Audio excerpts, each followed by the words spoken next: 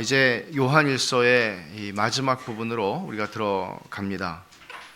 16세기에 종교개혁이 일어났을 때 로마 캐톨릭이 종교개혁에 대항을 해서 이제 그 반종교개혁을 하게 되죠. 그래서 이제 트렌트 공의회가 모임을 가지게 되는데 16세기에 이때에 그들이 칭의와 관련해서 선언한 문서가 있는데 이런 내용이 있어요.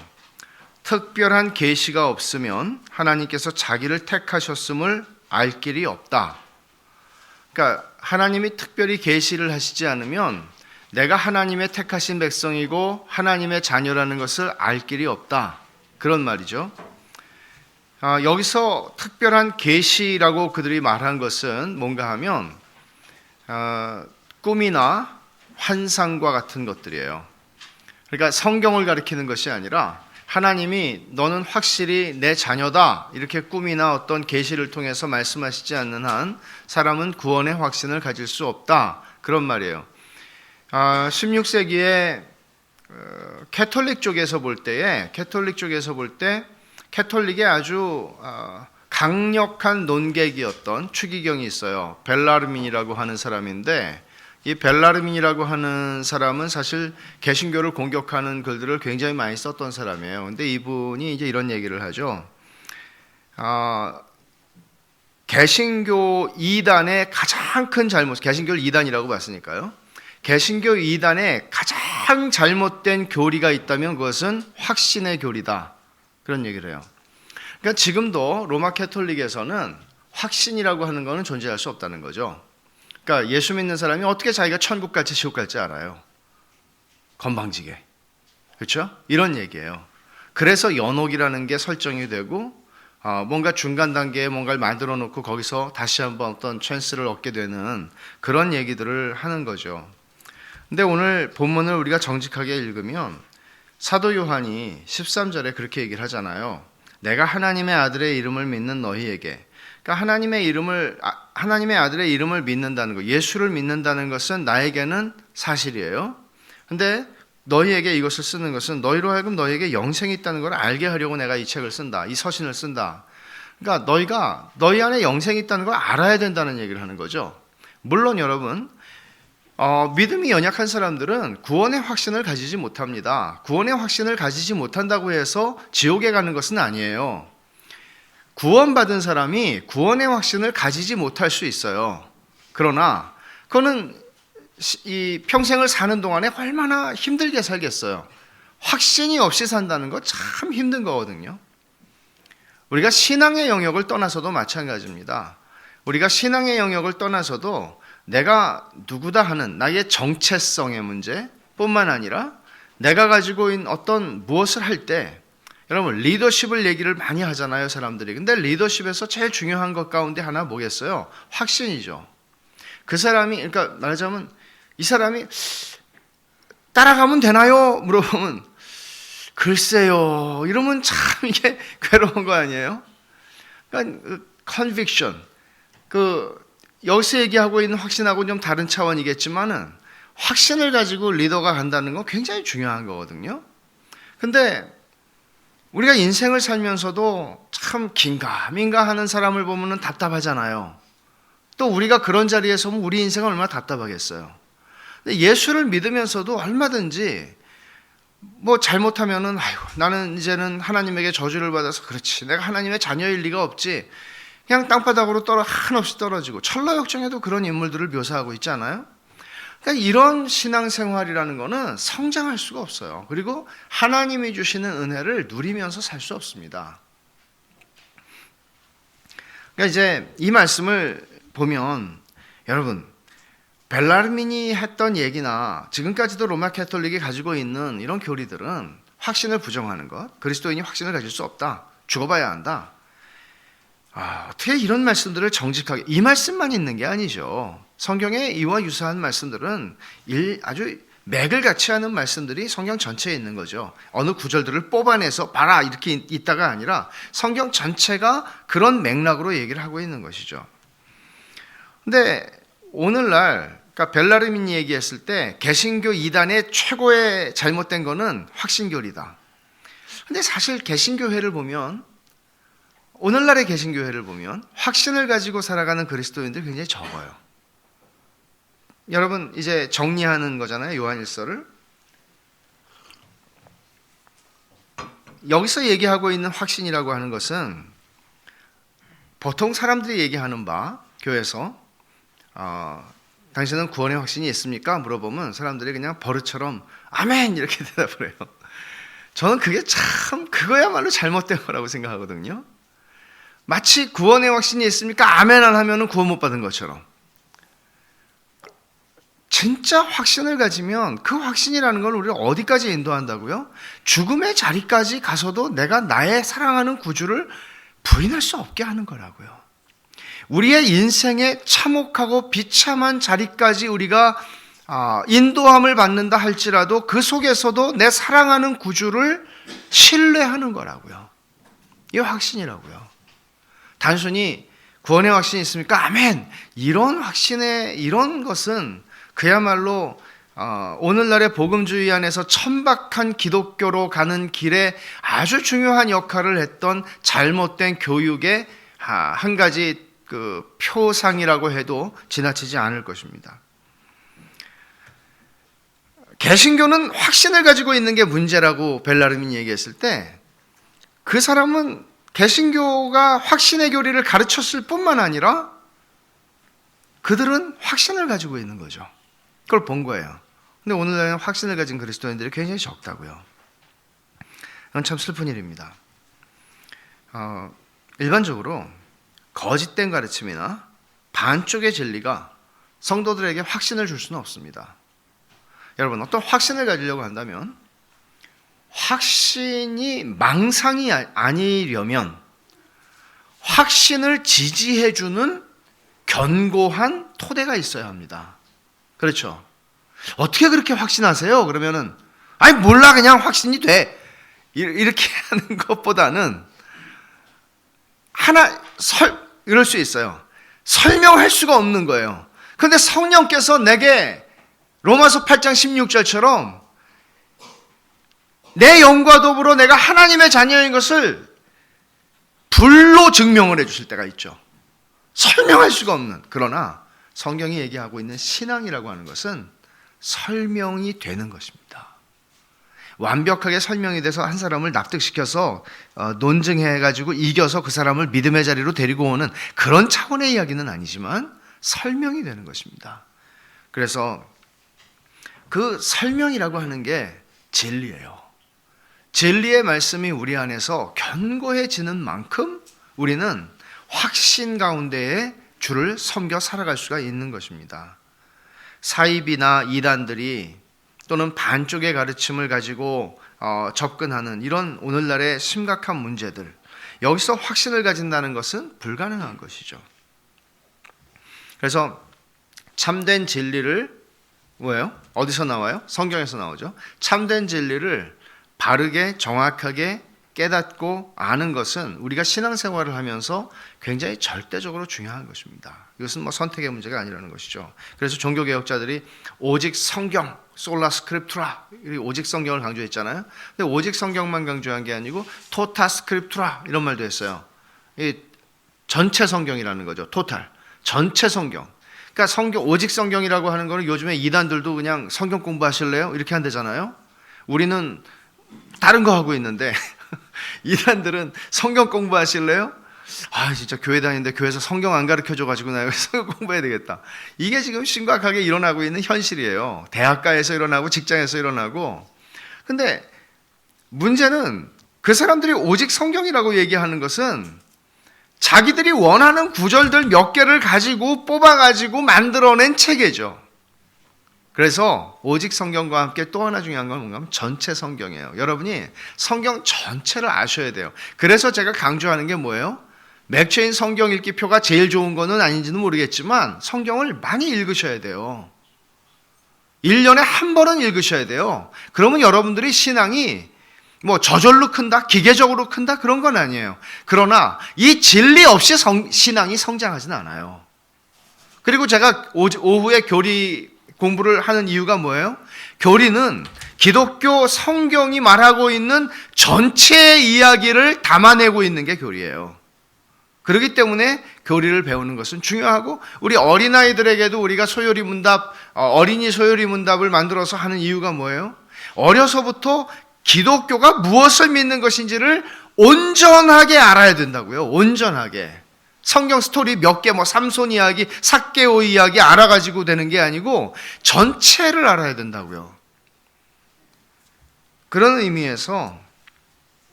제가 목회를 하나님의 말씀에 토대를 두고 목회를 하는 것이 중요하다고 생각하고 그렇게 하는 것, 이런 의미가 있는 겁니다. 그러니까 오늘날 기독교회가 가지고 있는 위기는 뭔가 하면 확신이 없다는 거예요. 확신이 없어요. 긴가민가 하는 사람이 너무 많아요. 그러니까 이단들이 그거를 알고 교회에 들어와요. 왜? 들어와 봤자 안 된다. 이거를 알면 왜 들어오겠어요? 그냥 들어오면 하는 족족 다 먹혀요.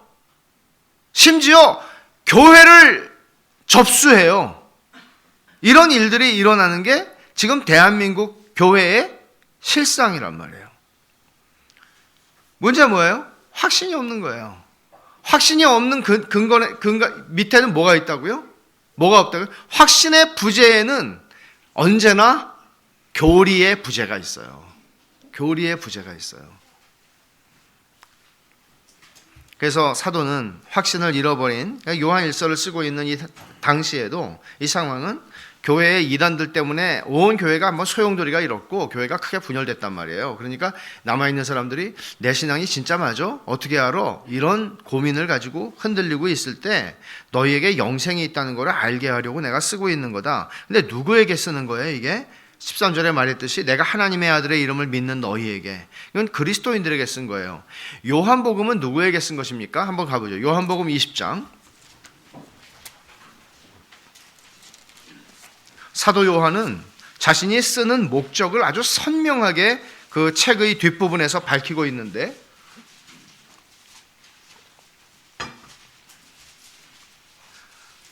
요한복음 20장 31절을 한번 같이 보죠. 시작. 오직 이것을 기록함은 예수께서 하나님의 아들 그리스도이심을 믿게 하려 하며 또 너희로 믿고 그 이름을 힘입어 생명을 얻게 하려 함이라. 내가 이 복음서를 왜 쓰는지 아느냐? 이거는 예수께서 하나님의 아들 그리스도이심을 믿게 하려고 쓴다. 믿고 그 이름을 힘입어 생명을 얻게 하려고 쓴다. 이거는 말하자면 예수님을 믿으라고 쓰는 거잖아요, 요한복음은. 근데 지금 요한일서를 쓰는 목적은 뭐예요? 이미 예수의 이름을, 하나님의 아들의 이름을 믿는 너희들에게 쓰는데, 너희가 영생을 가진 사람이라는 거를 알았으면 좋겠고, 그래서 내가 이 편지를 너희에게 쓰고 있다. 그렇게 얘기를 하는 거예요. 믿는 사람들에게 쓴 거죠. 왜 썼다고요? 영생이 있음을 알게 하려고. 그러니까 사도가 바라는 거는 이거예요. 그리스도인들이요, 여러분들이 희미한 신앙으로 왔다 갔다 하고 이쪽에 휩쓸리고 저렇게 휩쓸리고 이렇게 살지 않고, 여러분이 믿는 바를 알고 여러분들이 어떤 사람인 걸 알고, 지상에서 여러분들이 아무리 업신여김을 당하고 조롱을 당하고 여러분들을 핍박하고 여러분들이 어떤 상황 속에서 모욕과 천대를 받는다 할지라도 여러분이 얼마나 영광스러운 존재인지를 아십시오, 이 얘기를 하는 거거든요. 여러분, 그리스도인들이 이것을 아나요? 제가 볼 때는 이 세상의 가치 속에 우리들은 함몰되어서 세상에서 좀 돈 좀 벌고, 세상에서 좀 성공 좀 하고, 세상에서 좀 사람들이 알아줄 만한 자리에 가면 괜히 좀 우쭐하는 것이 생긴단 말이에요. 그리고 또 그렇지 못할 때에는 사람이 자신이 없고 비굴해지고 힘들어지고 어디 가서 목소리도 못 내고, 교회도 그래요. 너무나 제가 볼 때는 오늘날의 교회도 이 세상의 가치에 함몰되어 버려요. 그거 아니죠. 여러분, 내가 어느 회사의 CEO다. 내가 어느 예를 들어서 여러분들이 여러분 자신을 설명할 수 있는 여러분 인생의 이력 중에서 최고의 이력 그러더라고요.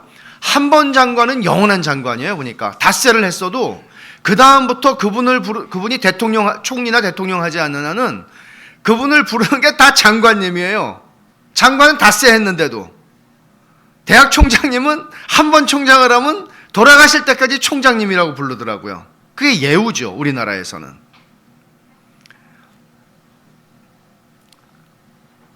근데 그리스도인들은 내가 어떤 자리에 올라가서 사람들이 나를 우러러보고 하는 그것 때문에 괜히 우리의 마음이 높아지는 것이 아니라 그리스도인들에게는 우리를 좌우하는 더 영광스럽고 변함없고 더 나 자신이 생각할 때 이따위 거 아무것도 아니지라고 여길만하게 만들만한 가치를 우리는 알고 있다는 것을 사도가 지금 말하는 거예요.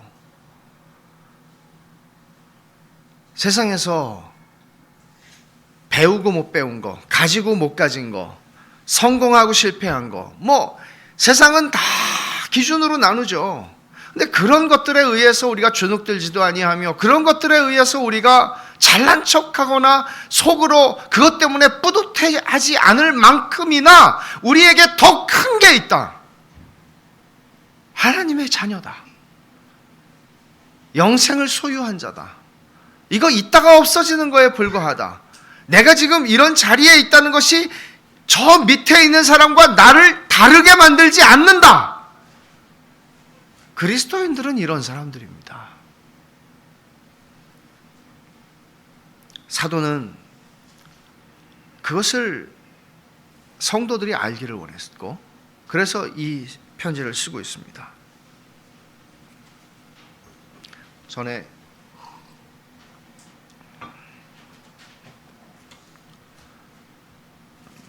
제 친구 중에 큰 교회를 목회하는 한 친구가 그런 얘기를 하더라고요.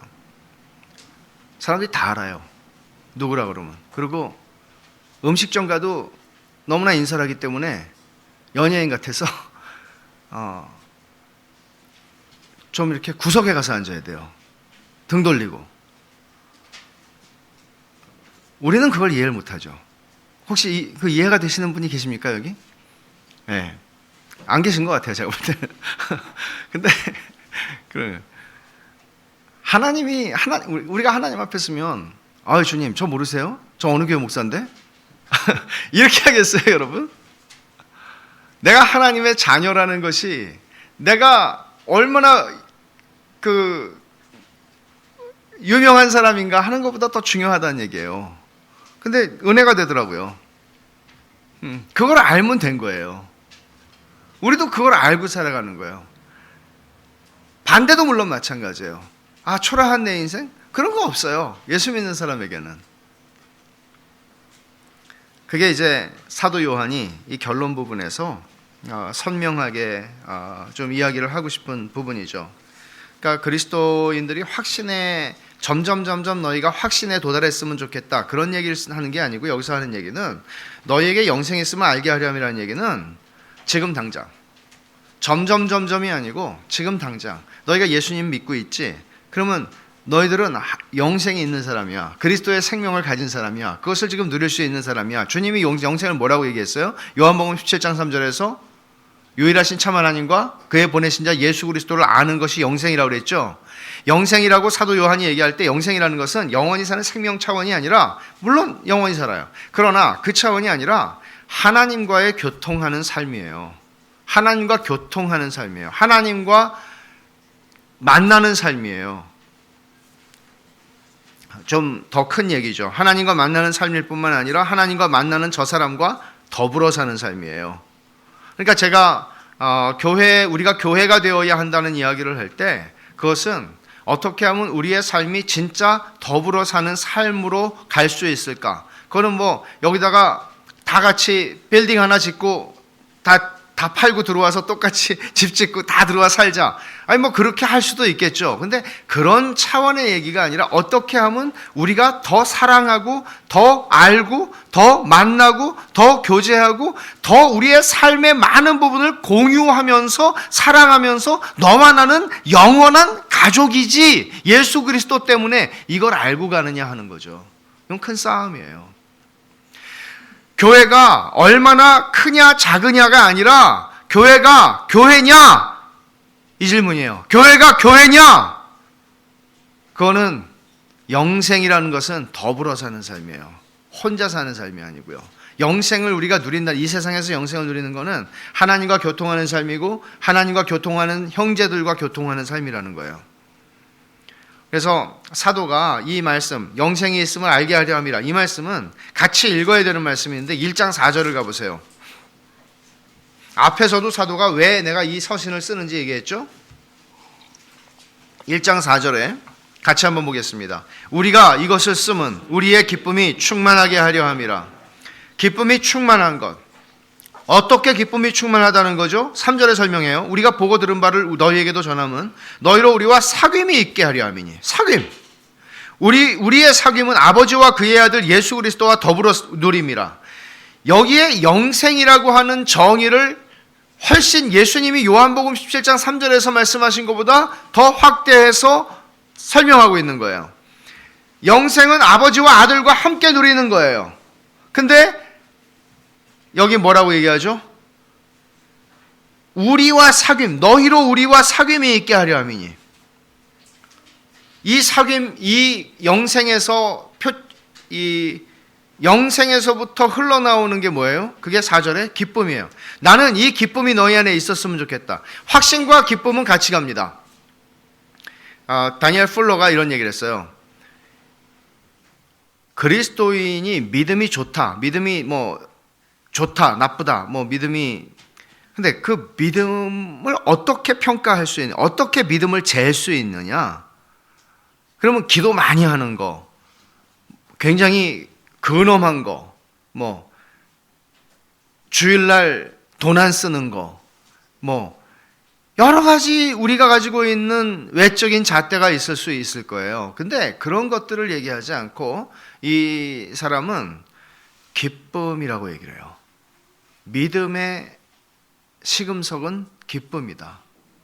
그 사람 안에 바울이 말한 것처럼 근심하는 자 같으나 나는 항상 기뻐하는 자다. 이 기쁨이 있는가? 하나님으로 인한 기쁨이, 하박국 선지자가 고백했던 것처럼 자기의 생존의 모든 조건이 다 무너지고 깨지고 사라지는 환경 속에서 나는 구원의 하나님을 인하여 기뻐한다고 말할 수 있느냐? 이거가 믿음의 시금석이라고 얘기를 하는 거예요. 이 기쁨을, 영적인 기쁨을. 그러면 확신이라는 것은 뭐죠? 믿음이 충만한 것을 확신이라고 그래요. 믿음의 충만함이에요. 믿음이, 캘빈이 얘기했던 대로 믿음은, 이 세상에서 우리의 믿음은 100% 순도의 믿음은 없어요. 섞여 있어요, 의심과. 그래서 때로는 이런 사도 세례 요한이 감옥에 들어가서 분명히 저분인데 저분인가 아닌가? 이런 생각이 나중에 들어서 또 사람들을 보냈잖아요. 우리의 믿음은 의심이 섞여 있어요, 이 지상에서. 그러나 그런 믿음일지라도 이 믿음이 참된 믿음이라고 할 때 이 믿음이 충만해지고 믿음이 충만해지면 확신이란 말이에요.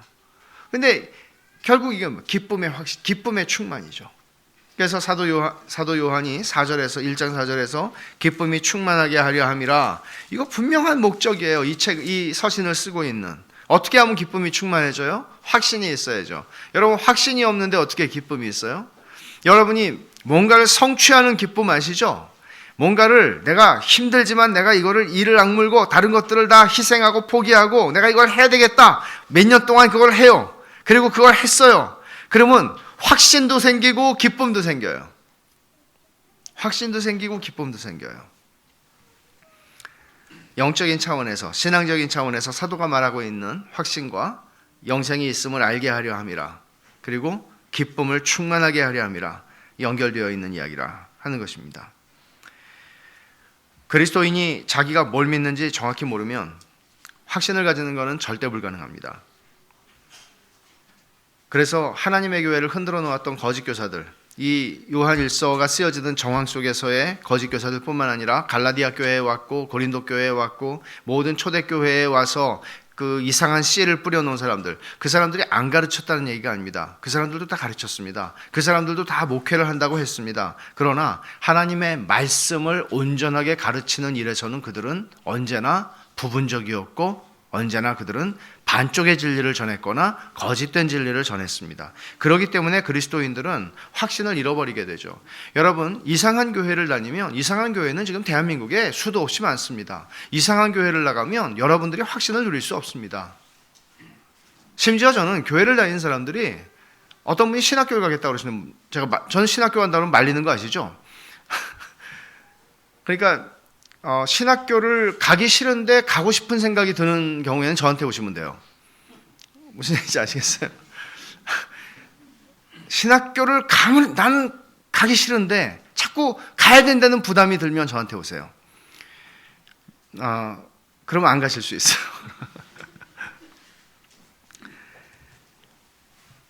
신학교를 가겠대요. 왜 가려면? 교회에서 성경을 안 가르쳐 준대요. 근데 그 교회가 대한민국에서 무지하게 큰 교회거든요. 유명한 교회고. 근데 목사님들이 한 100명은 될 텐데 다 바쁘대요. 그래서 가르쳐달라고 안 가르쳐준대요. 뭘 하느라고 바쁠까요? 관리하는 거죠. 관리하는 거죠. 슬픈 얘기입니다. 하나님의 말씀, 목사와 교사를 하나님이 교회에 세우신 것은 사람들의 입맛에 맞는 뭔가를 하거나 프로그램을 운영하거나 교회라고 하는 거대 시스템을 돌리라고 존재하는 것이 아닙니다. 목사와 교사의 본질적 부르심은, 소명은 하나님의 말씀을 온전하고 바르게 가르치는 것입니다. 그렇기 때문에 신학을 공부하는 것이고, 신학교를 졸업한 후에도 하나님의 말씀을 연구하는 일에 학사 에스라가 했던 것처럼 그 일에 삶을 드리는 것입니다. 신학교에서 3년 공부하고 어떤 분들은 이제는 다 배웠으니까 이제는 가르치기만 하면 된다. 어디서 뚝 떨어지나요? 잔 메가도 목사님이 그런 얘기를 했어요. 설교 준비를 하는데 기도하면 설교 준비가 된다는 사람들을 향해서 기도하면 설교 준비가 된대. 이렇게 딱 기도하고 있으면 뭐가 온대요. 잔 메가더가 목회 한 40몇 년, 45년 하셨죠? 지금 70 넘으셨는데 그분이 나는 평생에 그 많은 설교를 했지만 한 번도 설교가 하늘에서 떨어진 적이 없다고. 항상 이 말씀을 들고 파야 했다고. 연구해야 했다고. 중요한 얘기예요. 하나님의 말씀을 가르친다는 것은 그저 큐티하는 수준으로 성경 잠깐 읽고 이야기하는 그런 것이 아니란 말이에요. 어떻게 하면 이 말씀의 의미가 무엇인지를 더 정확하게, 그리고 교회 역사 속에 2000년 동안에 하나님의 탁월한 종들이 어떻게 이 말씀을 받는지를 알고 생각하면서 그 말씀을 지금 21세기에 살고 있는, 그리고 나와 함께 더불어 교회를 이루어 살아가고 있는 사랑하는 형제들에게 전하는 것입니다. 사도는 이런 마음으로 영생에 있음을 너희가 알기를 원한다고 하면서 이 확신이 어느 영역에서 가장 강력하게 적용되고 경험되는지를 얘기하는데 14절과 15절에서 그게 기도예요. 여러분의 삶에서 기도의 삶이 영 안 돼요. 이거는 누구 얘기 아닙니다. 이거는 일반적으로 그리스도인들이 기도의 영역에서 많이 약합니다. 근데 그 이유 중에 하나는 확신이 없기 때문입니다. 그것을 지금 사도는 14절과 15절에서 말하는데 다시 한번 읽어보죠. 14절과 15절 기도를 얘기하는 거거든요. 그를 향하여 우리가 가진 바 담대함이, 하나님을 향해 우리가 가진 바 담대함이 이것이니 그의 뜻대로 무엇을 구하면 들으심이라. 우리가 무엇이든지 구하는 바를 들으시는 줄을 안즉 우리가 그에게 구한 그것을 얻은 줄을 또한 아느니라. 여러분, 이 말을 액면 그대로 여러분들의 경험 내려놓고, 여러분들이 가지고 있는 선입견이나 어떤 전제를 내려놓고 액면 그대로 이 말씀을 그대로 읽어보세요. 무슨 얘기예요? 그를 향하여 우리는 담대함이, 하나님을 향해 담대함이 있대요. 어떤 담대함이죠? 그의 뜻대로 무엇을 구하면 하나님 들으신대요. 귀를 기울이시고 내가 무슨 말을 하려고 그러면 하나님은 나를 갑자기 뭘 하시다가, 비유예요 이거는. 또 그렇게 생각하지 마세요. 뭘 하시다가 내가 아버지 그렇게 하면 그래 왔니? 얘기해봐. 이렇게 고개를 돌려서 나를 사랑스럽게 쳐다보시면서 귀를 기울여서 하던 일을 멈추고 들으신다고요. 그 얘기를 하는 거예요. 그러면서 또 뭐라고 그러죠? 15절에 우리가 무엇이든지 구하는 바를 들으시는 줄을 안즉, 그 다음 그에게 구한 그것을 얻은 줄을 또한 아느니라. 어떤 담대함이 있냐면 내가 하나님한테 말씀드리면 하나님은 내 얘기를 들으셔요. 언제나 들으세요. 흘려 들으시지 않고 들으세요. 그리고 들으실 뿐만 아니라 이미 내가 기도하고 있을 때 하나님이 주신 줄을 나는 안다고. 그 정도 담대함, 이게 확신이죠. 만약에 그리스도인의 확신이라고 하는 것이 기도의 영역에서 이렇게 경험되는 것이고, 기도라는 것이 정말 이런 것이라면 여러분 기도를 단순히 의무라고 여기시겠습니까? 그럴 수는 없잖아요. 기도는 이거 정말 대단한 거 아니에요? 이 비선실세가 무슨 문제가 되겠어요? 아니 천상의, 아니 비선도 아닙니다. 우리는 정선. 비선이 아니고 우리는 천상의 정선 실세입니다. 그렇잖아요? 청와대를 몇 번 들어왔다 나갔냐가 문제가 아니라 우린 정문으로, 예? 저 뒷문이 아니고 정문으로 하루에도 15번, 20번 들락날락 할 수 있다는 얘기예요. 근데 여러분 같으면 그거를 성경이 설명하는 게 이거예요. 근데 이걸 누가 안 하겠어요? 지금 사도는 그리스도인들의 삶의 확신이 떨어졌을 때 그들이 하나님 앞에 나아가는 삶이 무너지게 되고, 그러니까 이 신자의 삶이 정상적으로 갈 수 없다는 거거든요. 그러면서 이게 여러분들에게는 해당되지 않는 일이겠습니까? 우리들에게는 이것은 다른 1세기의 어떤 사람들의 얘기겠습니까? 우리들에게 동일한 것입니다. 그래서 이 담대함이라고 하는 말을 여기서 쓰는데, 이 담대함이라는 말이 요한일서에 4번 나왔어요. 제가 설명을 드렸었어요. 2번은 언제 사용됐나 하면 하나님의 심판대 앞에 설 때 내가 담대하다, 그런 얘기를 썼어요.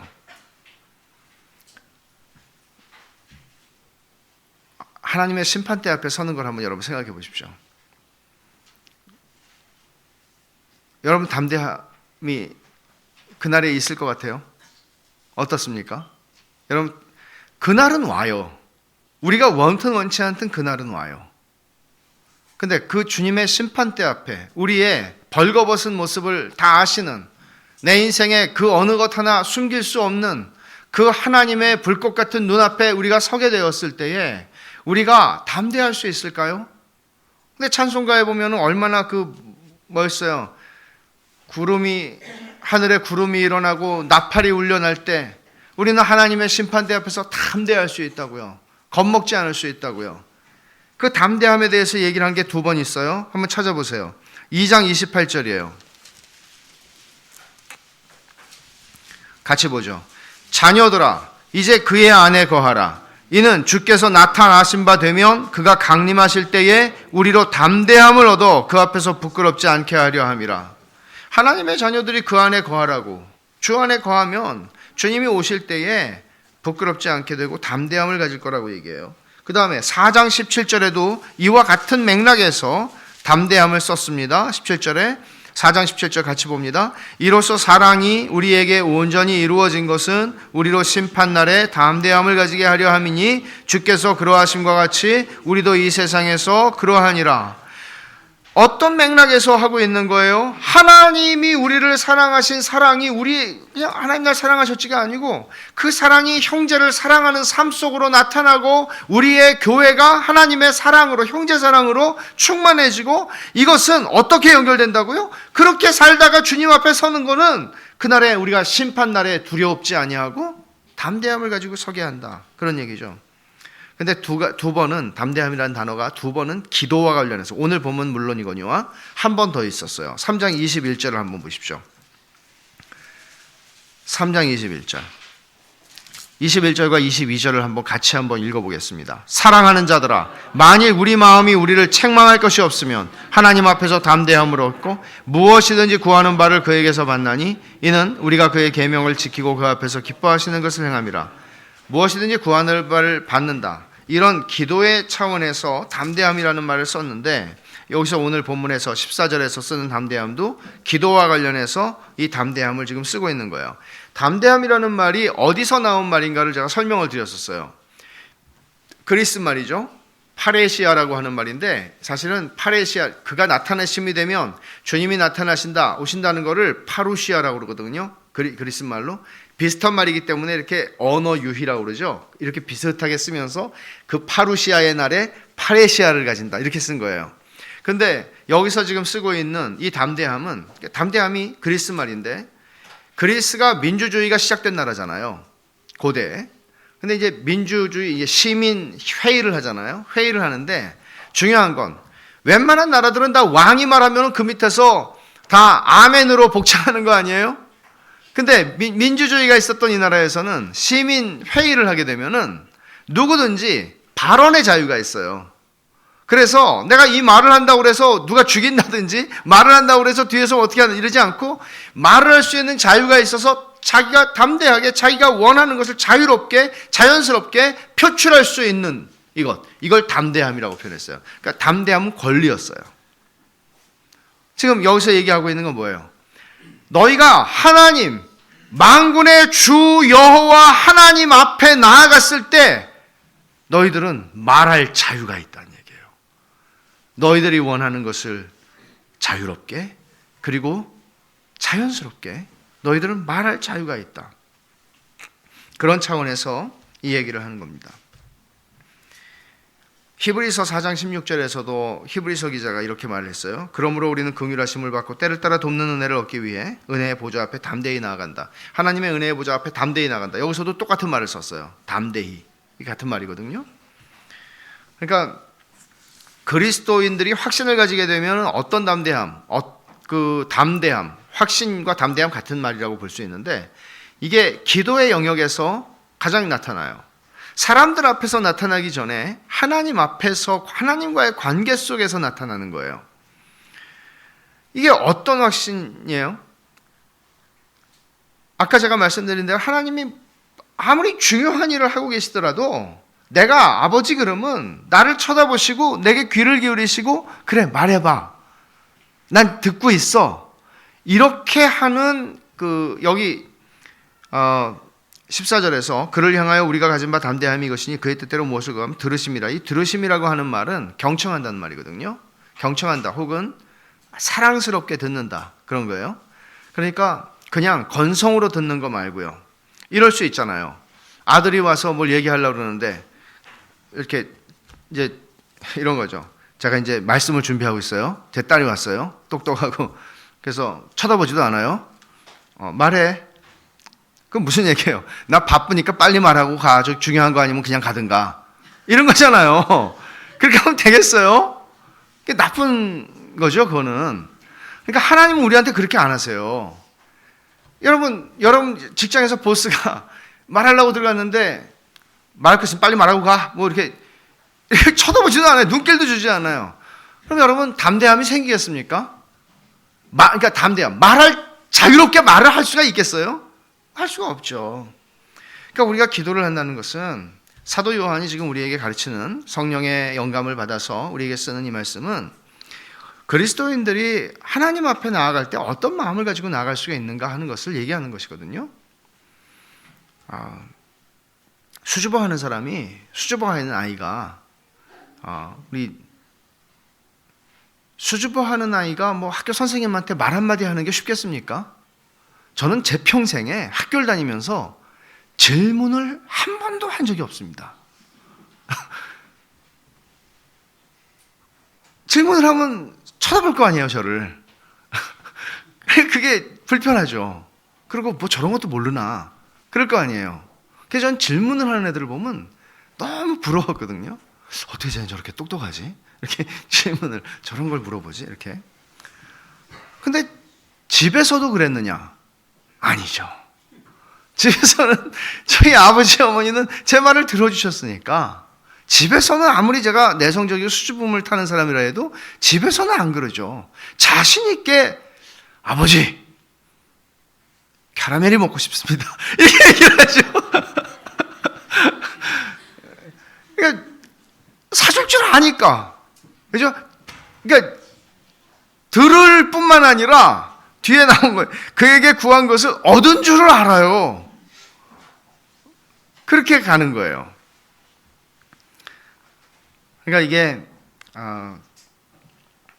이런 의미는 아닙니다.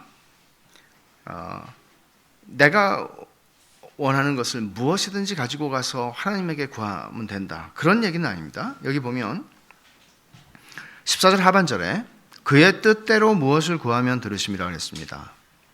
그의 뜻대로 무엇을 구하면 들으심이라. 근데 성경의 다른 본문들도 우리가 보면 조금 아까 그 3장 21절에서도 우리가 봤지만 여기서도 무엇이든지 구하는 바를 3장 22절에 무엇이든지 구하는 바를 그에게 받나니 이는 우리가 그의 계명을 지키고 그 앞에서 기뻐하시는 것을 행함이라. 우리가 그의 계명을 지키고 하나님 기뻐하시는 삶을 살기 때문에 하나님께서 우리가 구하는 것을 받으신다. 그러면 좀 한정된 의미라는 것을 여러분은 여기서 알 수 있어요. 이것뿐만이 아니라 예를 들어 요한복음 15장을 한번 가보시겠습니까? 요한복음 15장 7절입니다. 요한복음 15장 7절 같이 보죠. 너희가 내 안에 거하고 내 말이 너희 안에 거하면 무엇이든지 원하는 대로 구하라. 그리하면 이루리라. 여기서도 뭐라 그래요? 무엇이든지 원하는 대로 구하라고 하지만은 내 안에 거하고 너희가 내 안에 거하고 내 말이 너희 안에 거하면 이라고 말을 합니다. 그 뒤에도 사실은 15장 16절을 한번 보시겠습니까? 제가 읽겠습니다. 너희가 나를 택한 것이 아니요 내가 너희를 택하여 세웠나니 이는 너희로 가서 열매를 맺게 하고 또 너희 열매가 항상 있게 하여 내 이름으로 아버지께 무엇을 구하든지 다 받게 한다. 내 이름으로 라고 하는 말은 사실 굉장히 많이 나오는 거죠. 내 이름으로 너희가 무엇이든지 구하면 시행하리라. 근데 이 모든 말씀들의 맥락은 뭔가 하면 하나님의 뜻에 부합한다라는 거예요. 하나님의 뜻에 부합하는 것을 구한다는 것이죠. 그러면 하나님의 뜻에 부합하는 것을 구하면 하나님이 들으시고 내가 그것을 구한 것을 얻은 줄을 안다. 이런 질문을 할 수 있습니다. 하나님의 뜻대로 기도하는 담대함이라면 그게 무슨 소용이 있는가? 내가 원하는 것을 마음대로 구하고 그것을 얻어내는 게 기도가 아니라면 그 기도가 무슨 의미가 있는가? 이렇게 이런 질문을 할 수 있지 않겠습니까? 근데 성경이 가르치는 기도라는 것은 이런 것이죠. 내가 고집을 부려서 하나님에게 내 뜻을 관철해내는 능력, 수단이 아니라 하나님의 뜻 앞에 내 뜻을 복종하게 되는 과정이죠. 그 예수님께서 그것을 겟세마네 동산의 기도에서 잘 보여주시지 않았습니까? 근데 그렇게 할 수 있는 이유가 뭘까요? 우린 다 고집이 센 사람들 아닙니까? 굳이 뭐 최 씨가 아니고 굳이 또 뭐가 있나요? 최고집 또 뭐 죄송합니다 집사님. 굳이 뭐 그렇지 않더라도 우린 다 고집이 센 사람들이에요. 그러니까 내 고집대로 살고 싶고 내 고집대로 뭔가를 하고 싶죠. 거기다가 우리에게 기도라고 하는 막강한 수단이 주어졌을 때 우리는 하나님들 내 고집 앞에 꺾어서 뭔가를 내가 얻어내고 싶은 거예요. 근데 성경이 말하는 기도는 그런 게 아니죠. 그러면 하나님의 뜻에 내 뜻을 복종시키는 게 기도라면 주님이 가르쳐 주신 대로 아버지의 뜻이 이루어지기를 원합니다죠. 근데 그렇다면 도대체 어떻게 그런 기도를 하겠는가 우리가? 고집 센 우리가. 고집이 세죠. 세지만 신자는 하나님의 뜻이 내게 최상이라는 것을 아는 사람입니다. 하나님의 뜻이 이루어지는 게 내가 지금 고집 부리는 것보다 더 행복하고 더 좋은 것이라는 사실을 알기에 지금 당장에는 뭐 어쩔지 모르겠지만 그것을 하나님을 신뢰할 수 있는 것이죠. 이게 믿음으로 하는 기도예요, 그게.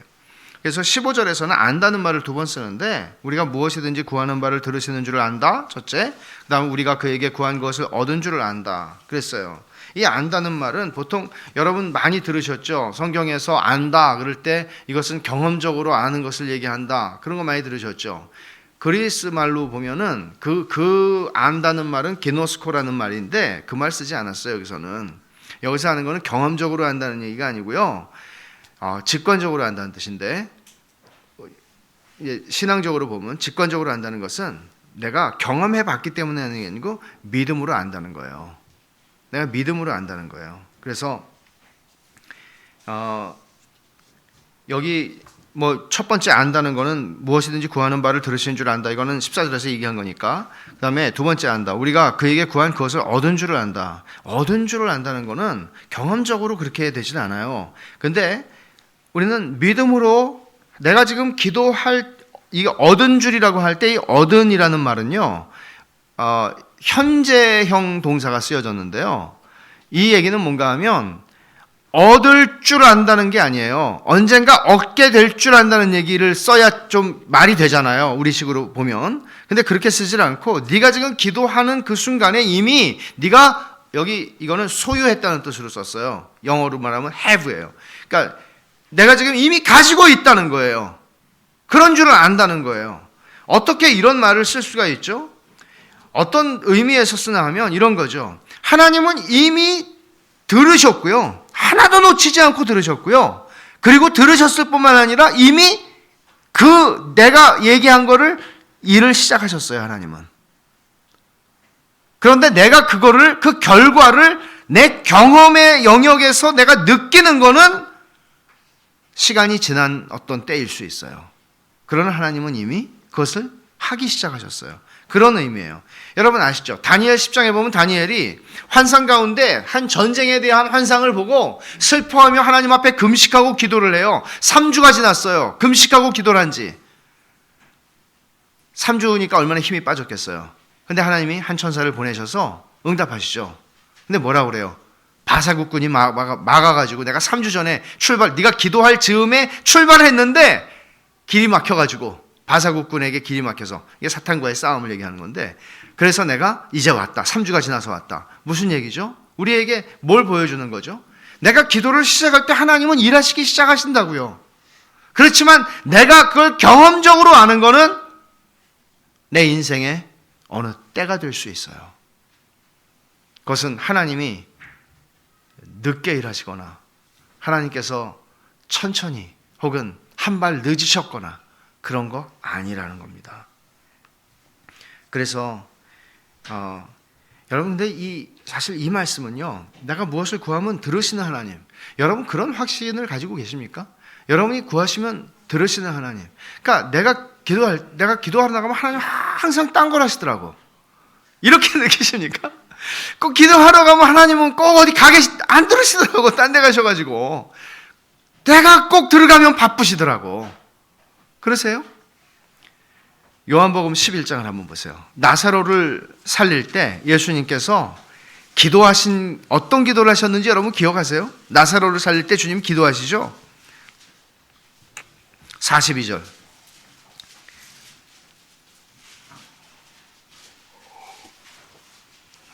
같이 한번 읽겠습니다. 항상 내 말을 들으시는 줄을 내가 알았나이다. 그러나 이 말씀하옵는 것은 둘러선 무리를 위함이니 곧 아버지께서 나를 보내신 것을 그들로 믿게 하려 함이니이다. 뭐라고 그랬어요? 주님이 아버지 항상 내 말을 들으시는 줄을 내가 압니다. 이거는 성자 하나님께서 성부 하나님을 향하여 가지고 계시는 확신이에요. 근데 지금 이게 어떻게 어디로 왔어요? 하나님의 자녀들, 하나님의 아들의 이름을 믿는 너희에게 예수님이 성자 하나님으로서 성부 하나님을 향하여 가지고 계시는 그 담대함이 오늘 성도들, 그리스도인들에게 주어졌다는 것을 얘기하는 거죠. 여러분들도 이렇게 기도하실 수 있다는 사실을 아십니까? 주님께서 성부 하나님을 향해 가지셨던 이 담대함이 하나님의 자녀들에게 있다는 것. 이게 어떤 의미죠? 저와 여러분들에게. 여러분 하나님의 자녀입니까? 하나님의 자녀라면 예수 그리스도께서 기도하셨던 이와 같은 기도가 우리들에게 똑같이 적용이 된다고 사도가 말씀하고 있는 것이 무슨 뜻인지 아시겠습니까? 얼마나 영광스러운 것인지. 우리는 좀 신분이라고 말하면 안 되겠죠. 신분사회가 아니니까. 그렇지만 어떻든 사회적인 어떤 좀 사회적으로 사람들이 알아주고 성공하고 위대하고 어떤 사람들 앞에 이 사람을 내가 평생에 한 번도 만날까 말까 하는 사람 앞에 서면 우리는 얼마나 담대함을 잃어버립니까? 그런데 지금 사도가 얘기하는 것은 만군의 주 여호와 창조의 하나님 앞에 우리가 설 때 우리는 담대함을 가지고 나아갈 수 있다고 얘기합니다. 여러분의 기도를 하나님이 경청하여 들으신다는 사실을 아십니까? 여러분이 기도할 때 하나님이 이미 주셔서 내가 그것을 가지기 시작했다는 사실을 아십니까? 이게 그리스도인이 가지는 확신입니다. 이 모든 것의 관건은 13절에 말한 대로 내가 영생을 가진 하나님의 아들의 이름을 믿는 사람인가 하는 것입니다. 그리스도인인가 하는 것입니다. 거듭난 사람인가 하는 것입니다. 내가 하나님의 자녀인가 하는 것입니다. 세상에 옛날에는 좀 한가했는데 점점 과학기술 문명이 발달하면서 바쁜 사회가 되고, 옛날에 인도네시아에서 제가 알던 일본 선교사가 있었어요. 오따 선교사라고. 그 사람이 그러니까 신간센, 우리는 그때 빠른 게 없었잖아요. 근데 신간센 얘기하면서 자기 직장 생활할 때 그거 생기는 바람에 더 나빠졌다는 거예요. 옛날에 출장 가면은 하룻밤 잘 수 있는 숙박비도 주고 다 줬대요. 근데 오늘 갔다 와, 내일 출근해, 그런다는 거예요. 그러니까 막 정신이 없다는 거예요. 우리나라가 그렇게 지금 되고 있는 건 아니에요? 다 그래요, 세상이. 그러니까 바빠졌어요, 사람들이. 출장 간 김에 밥 먹고 또 친구도 만나고, 옛날엔 그렇게 했을 수 있다면 이제 그런 게 안 돼요. 바쁘니까 얘기를 들어줄 친구가 없어요. 다 자기 얘기만 하려고 그러고 뭐 통화도 안 하고 문자만 하고, 세상 정말 이상해지지 않았나요? 목소리 듣고 싶은데 안 해요. 문자만 해요. 그러니까 외로우니까 사람들이, 그러니까 컴퓨터 앞에서 다 하잖아요. 카톡도 하고 문자도 보내고, 뭐 얘기를 들어줄 사람이 필요한 거예요. 그러니까 이제는 돈 내고 내 얘기 들어주는 전문가를 찾잖아요. 그게 뭐죠? 상담가. 그러면 정말 경청해 주거든요. 돈을 받으니까. 돈도 죄송해요. 또 훌륭하신 거시기가 있으니까. 영화다는. 엔젤리너스에 오시면은 저는 돈도 안 받아요. 때때로 제가 커피를 사드릴 수도 있죠. 외로워요. 그러니까 그런 사회에서 하나님께서 우리에게 말씀하시는 거예요. 얘들아, 나는 네 얘기를 언제든지 들을 준비가 돼 있고 너를 쳐다보고 네 말을 듣는 게 즐겁다. 하나님께서 우리에게 그렇게 말씀하시는 거예요. 하나님은, 사람들은 무슨 말을 하면 오해를 자꾸 해요. 근데 하나님은 오해를 안 하세요. 너무나 나를 잘 아세요. 여러분, 이게 얼마나 편안한 거예요? 나를 정말 잘 아시고 오해하지 않으시는 하나님이 계시고 내 얘기를 들어주시는 하나님이 계시다는 거. 그러니까 우리는 욥의 친구들이, 욥기를 요즘 묵상하지만 욥의 친구들이 와가지고 위로한답시고 상처에 소금 뿌리는 친구들을 우리는 보고 있잖아요. 욥이 친구들이 없는 게 도리어 덜 외로워요. 이런 친구들이 있는 것보다. 근데 어떻게 해요? 욥이 그 친구들이 있지만 그 친구들하고도 얘기를 하지만 결국 하나님한테 부르짖거든요. 하나님은 나를 아니까.